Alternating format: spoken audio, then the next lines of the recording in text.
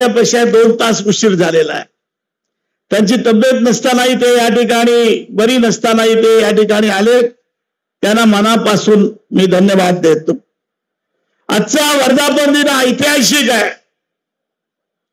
आपल्या वर्धापन दिनाला आपल्या बंधू पक्षाचेच नेते या ठिकाणी यायचे, परंतु आजचा वर्धापन आगळा वेगळा आहे. या ठिकाणी ठाकरे बंधूंनी जी घेतलेली महाराष्ट्रातली भूमिका आणि पहिला महाराष्ट्र माझी मराठी पहिली ही घेतलेली भूमिका या महाराष्ट्राने स्वीकारलेली आहे. वळीच्या डोम मध्ये आम्ही गेलो, डाव्या पक्षाचे सगळे नेते आम्ही गेलो, आपणच गेलो आणि आम्ही सांगितलं या भूमिकेबरोबर आम्ही तुमच्या बरोबर आहोत. आणि म्हणून मुद्दा मी राजसाहेबांकडे गेलो, संजय राऊतांकडे गेलो. त्यांनी सांगितलं ते अलिबागचेच आहेत आमच्या. शशिकांत शिंदेना फोन लावला, फोनवरच बोलवलो त्यांना, ताबडतोब ते आले. तरी भूमिका काय? ही शेका पक्षाची भूमिका आहे. नवीन पिढीला माहिती नाहीये. मी 10-15 मिनिटातच आटपतोय, थोडं 10-15 मिनिटातच आटपतोय. तुम्हा लोकांना कळलं पाहिजे की या महाराष्ट्राची संपूर्ण महाराष्ट्र समिती ही जी स्थापन झाली त्यावेळेला त्याची पहिली बैठक प्रबोधन ठाकरेंनी यांच्या आजोबांनी भाऊसाहेब राऊतांना सांगितलं तुमच्या घरी बोलवा.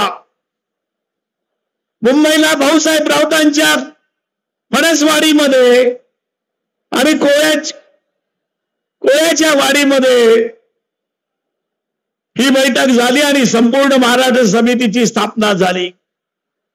आज प्रबोधन ठाकरेंचे 2 नातू या ठिकाणी आले.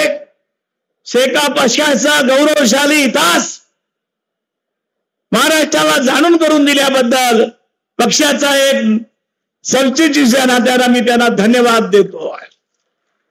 ही मोठी वेगळी भूमिका आपण या वर्धापन दिनामध्ये घेतली. मला अत्यंत उल्लेख करावा वाटतो उरणकरांचा. उरणकरांनी ज्या जिद्दीनं आपला किल्ला लढवला आणि एकही कार्यकर्ता जाऊन दिला नाही. मी जी सगळ्या नरेश आणि त्यांच्या सर्व सहकार्यांना धन्यवाद देते. की उरणमध्ये मी परवा गेलो, कॉम्रेडच्या आमच्या सत्काराला ज्याने आयुष्यभर कामगारांसाठी राबवलं, मला फोनवर फक्त आमंत्रण दिलं पण मी गेलो आणि एक सुंदर कार्यक्रम मी त्या ठिकाणी बघितला. आणि लोकांची निष्ठा काय, आज तुम्ही ज्या ठिकाणी आलेले आहात ते निष्ठावंत शेका पक्षाचे कार्यकर्ते आहेत. हीच खरी माझी ताकद आहे. आमदारकी खासदारकी वेगळी गेली, पण जिल्ह्यातले आज हजारो लोक या ठिकाणी आपले आलेले आहेत. शेका पक्ष संपला बोलण्याला 1-2 कोण गेले म्हणून शेका पक्ष संपत नाहीये. शेका पक्ष हा कायमचा जिवंत राहणारा पक्ष आहे. आणि म्हणून उरणकरांना मी मुद्दाम धन्यवाद देतो. या ठिकाणी पनवेलकर संपले म्हणून बोलणारा या ठिकाणी राजेशाही आमचं स्वागत केलेलं आहे आणि व्यवस्था ठेवलेली आहे. मी ते 2-3 वेळा या ठिकाणी स्वतः आलो. 200 कार्यकर्ते रोज या ठिकाणी ही सगळी मेहनत घेत होते. बाबासाहेब 200 कार्यकर्ते सगळ्या या ठिकाणी रोज राबत होते आणि अलिशान असं या ठिकाणी आपल्याला मंडप उघडून त्यांनी आपलं स्वागत केलेलं आहे. मी एकच सांगेन, पहिल्यांदा पक्षाने, मी रिपीट करतो की पहिल्यांदा पक्षानं 80% तरुणांना या ठिकाणी समावेश केला आहे. आमचे व्यापारी आहेत.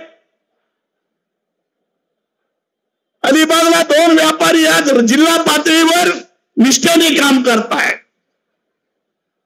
एक चोपडा आणि दुसरा आमचा जैन.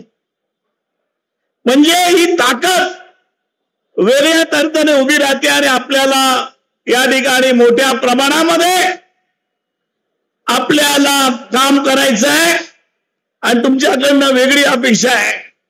आजच्या वर्धापन दिनाच्या निमित्तानं इंडिया आघाडी आणि महाविकास आघाडी आपल्याला मजबूत करायची आहे. आपण निश्चितपणे सांगतो नुसती मजबूत नाही आहे. मला पत्रकारांनी आल्यानंतर वाटलं राज ठाकरेंची भूमिका काय. मला भूमिका मला माहिती नाही. आम्हाला माहिती आहे ते महाराष्ट्राबरोबर आहे, मराठी माती बरोबर आहेत. आम्हाला बाकी काय विचारण्याची गरज नाही. आणि म्हणून मित्र या ठिकाणी या निमित्तानं आपल्या काही इंडिया आघाडीमध्ये महाविकास आघाडीमध्ये काही चुका झाल्या, ज्या चुकामुळे आपल्याला फटका बसला. काही आपला विश्वासघात केला. मी त्यांची नावं पण घेत नाही, पण काही आपला विश्वास घात केला आणि आघाडी फुटू काही नाही याची सुपारी घेऊन ते आपल्याकडनं निघून गेले. हे पण तुम्ही लक्षात ठेवलं पाहिजे. आता रायगडचं चित्र वेगळं असतं. रायगडमध्ये आपण वेगळ्या तऱ्हेनं निमाकाने आपण या ठिकाणी काम करत असतो, पण त्याची आमची चर्चा झाली. परवा इंडिया आघाडीची देश पातळीवरची बैठक झाली. मी स्वतः हजेरी लावली आणि देशातल्या सगळ्या पुरोगामी आणि जे कष्टकरी आणि कामगारांबरोबर पक्ष आहेत त्याने एकत्र अजून मजबूत व्हायला पाहिजे भूमिका मांडली. काँग्रेसचे अध्यक्ष आणि व्हिडिओ कॉन्फरन्स मध्ये बैठक झाली होती. ही बाजू उचलून धरली आणि राहुल गांधीच या देशामध्ये आज राहुल गांधीच याबाबत बोलतात. ही लोकशाही नष्ट करण्याचं काम साम्राज्य राज्यकर्ते करतायत, बीजेपी वाले करतायत. त्याच्या विरुद्ध आपल्याला खऱ्या अर्थानं लढायचं आहे. आणि म्हणून ज्याने विश्वासघात केला आपण त्यांना संधी दिली, मोठे केले.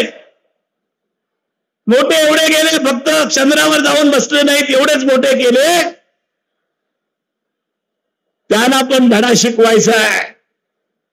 त्यांना पण जोरात धडा शिकवायचा आहे. आणि म्हणून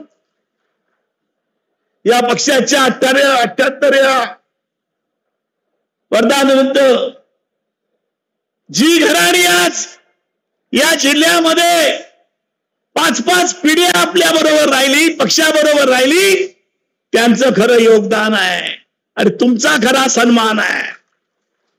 ही ताकद जी आहे तुम्ही असेच ना, याला आपण धडा शिकू नाही, नेस्ताभूत करण्याची ताकद तुमच्यामध्ये आणि ती आपण करून द्यायची कामगिरी आपण बी करणार आहे.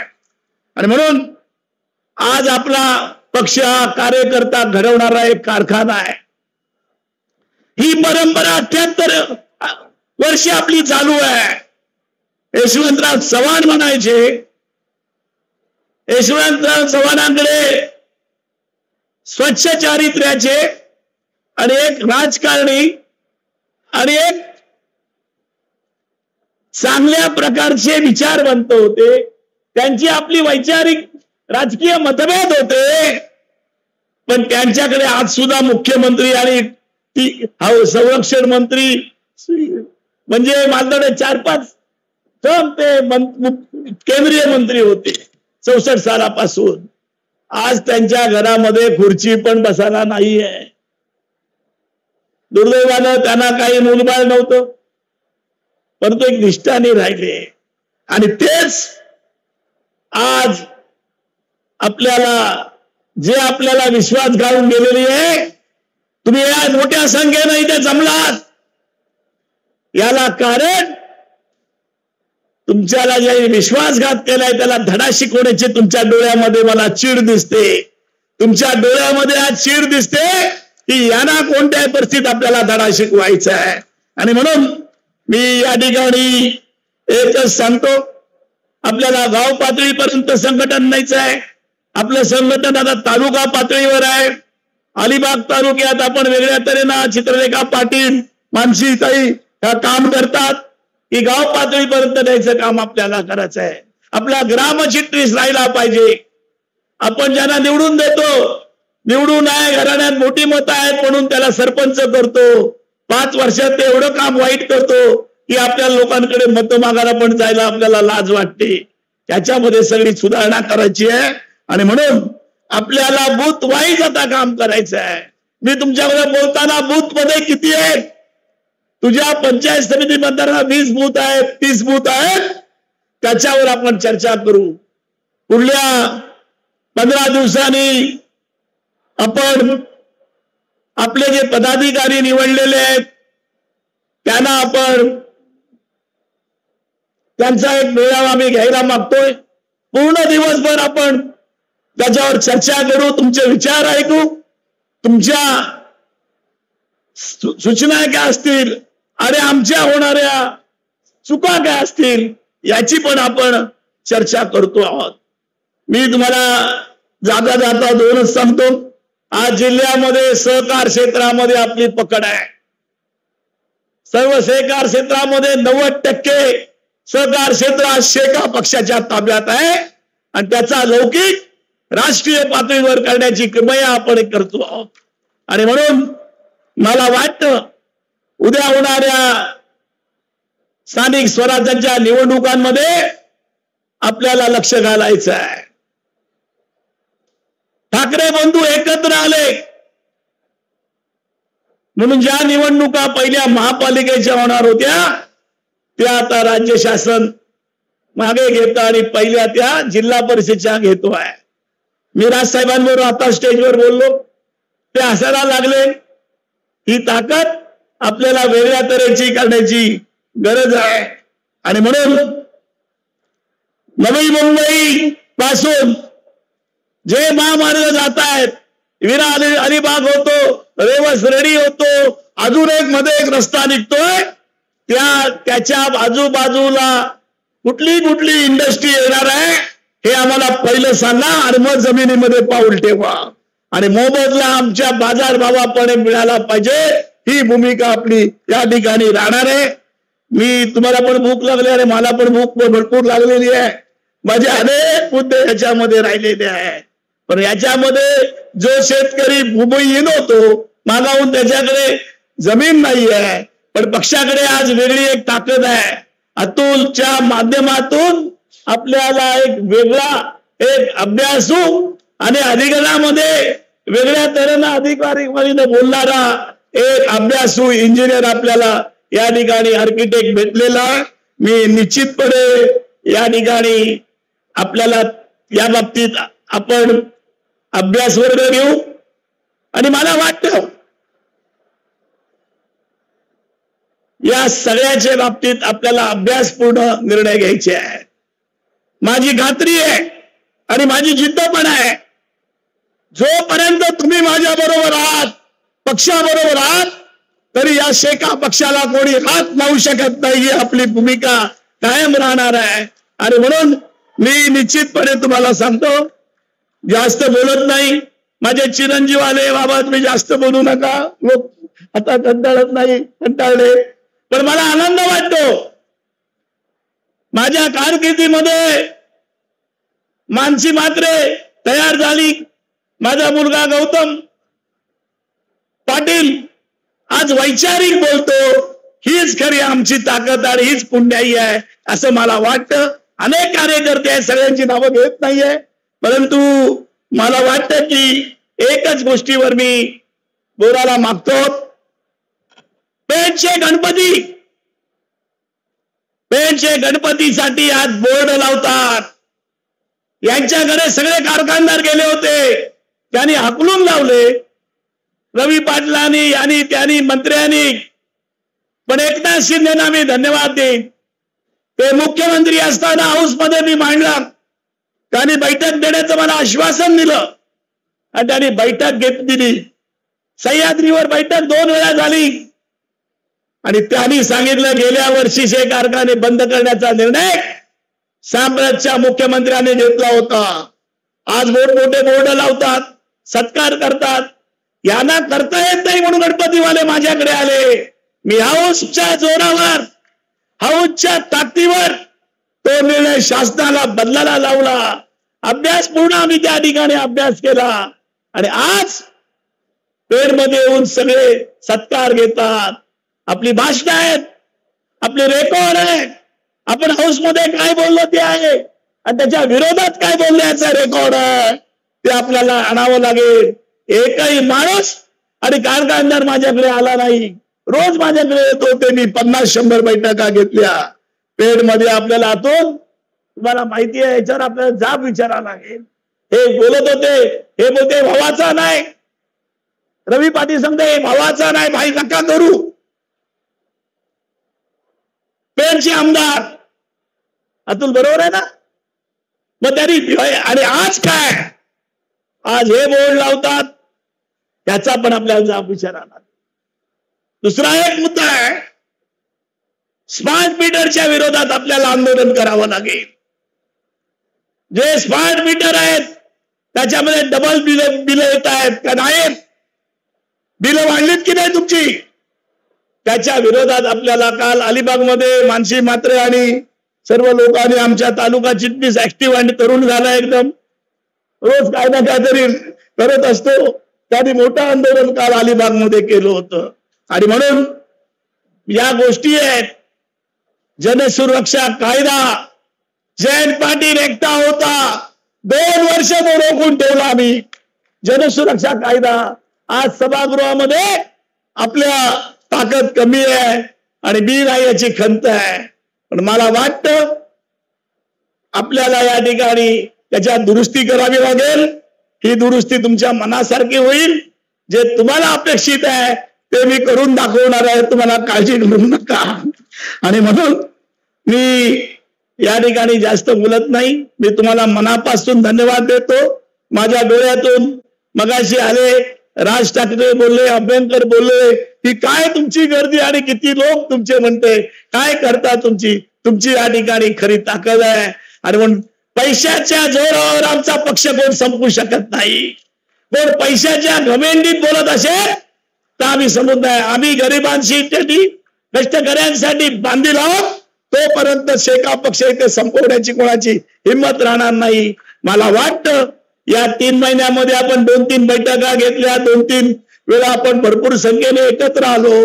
आता आपण या बाबतीत पुढची दिशा ठरवण्यासाठी आपण जिल्हा परिषद, स्थानिक स्वराज्य संस्था, नगरपालिकांमध्ये आपल्याला काम करायचं आहे. आज खोपोलीमध्ये वेगळ्या तऱ्हेची भूमिका. आज खोपोलीकर बऱ्याच संख्येने आले. एवढ्या करायला कैलास कुठे आहे, हे चांगल्या संख्येने आले. अरे 200 गाड्या घेऊन तुम्ही आलात आल्या खोपोलीमध्ये, 20 गाड्या येत नव्हत्या. मला आनंद वाटतो. मला काहीकांची नावं राहिली असतील, कोणाची दखल घ्यायची राहिली असेल, परंतु मी सर्वांना मनापासून धन्यवाद देतो. बाळाराम पाटलासारखं खलनार नेतृत्व, बाप से बेटा सवाई. बाळाराम पाटील म्हणजे बाप से बेटा सवाई.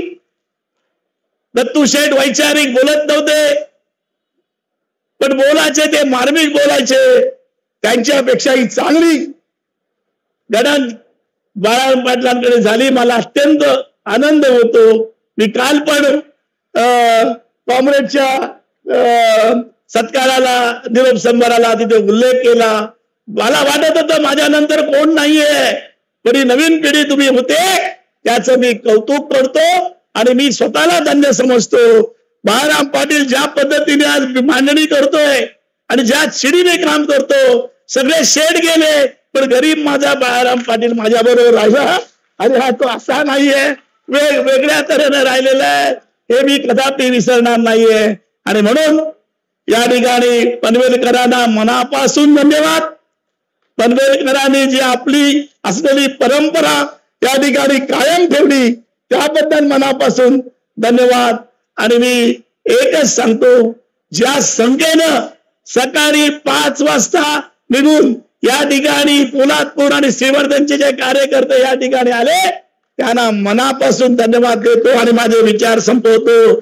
शेतकरी कामगार पक्षाचा जोरात शेतकरी कामगार पक्षाचा विजय असो.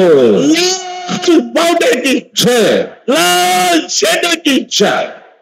मनोरंजन भाई आनंद कार्यक्रमाच्या